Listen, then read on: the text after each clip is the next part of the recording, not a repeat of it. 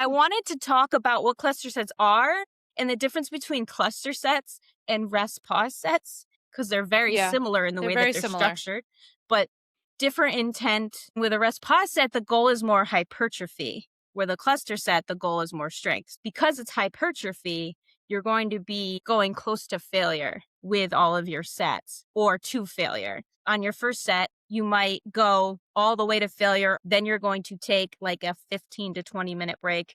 And then you're going to use that same weight again. And you're going to try to do as many reps as possible, which should be a lot less, right?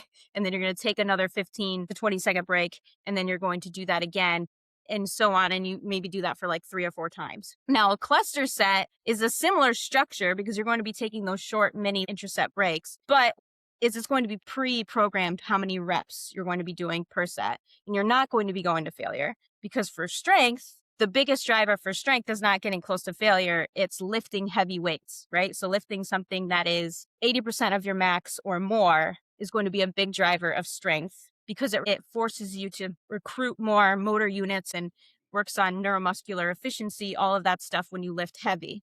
And the other driver of strength is bar speed. If you lift things quickly, same thing, makes you recruit more motor units. So those are 2 things that you want to focus on when you're thinking of strength. You don't necessarily need to be getting close to failure. There's so many ways to set this up. You don't have to do it this exact way, but this is just an example. Maybe you pick a weight that is your 6-rep max. You're going to do 6 reps, but you're going to break it up into 3 sets of 2. So you're going to do 2 sets, rest 20 to 30 seconds, do 2 sets, rest 20 to 30 seconds, do 2 sets, then you rest for 2 minutes before you do that again. And what that does is now you're able to lift your 6-rep max, right? But those little mini breaks are going to allow you to be able to lift that weight faster than if you didn't take that break, right? So you're still lifting the heavy weight. You're still able to lift it fast. And there are some times where you could maybe even squeeze in more volume. So you might do something where it's your 3-rep max, but maybe you break it up into sets of 1 and you do 5 reps. You can even do stuff like that. So it's a strategic way to get stronger